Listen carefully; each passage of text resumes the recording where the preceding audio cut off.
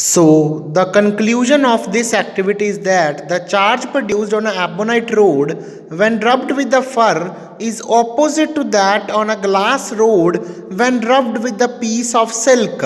It means the glass rod when rubbed with silk will acquire the positive charge, and ebonite rod when rubbed with fur acquire the negative charge, and these positive and negative can get attracted toward each other. So, two similar charged rods repel each other, whereas two rods having opposite charges they will attract each other. So, this activity conclude that like charges repel and unlike charges attract each other.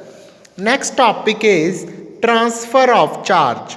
Electrical charge can be transferred from a charged object to another uncharged object through a metal conductor.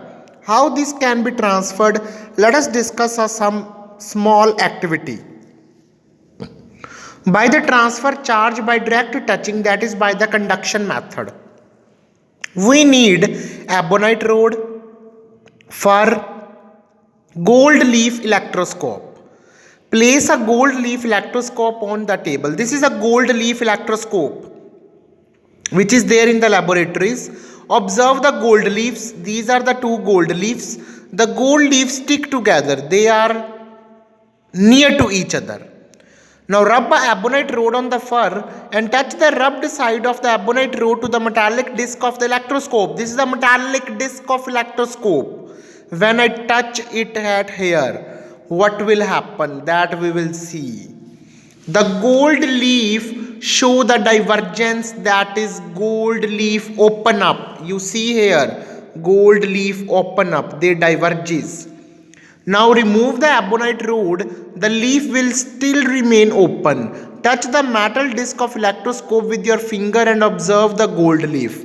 Now in third case, touch with your finger and observe. We will see they will come again in the original state. So what does this experiment conclude?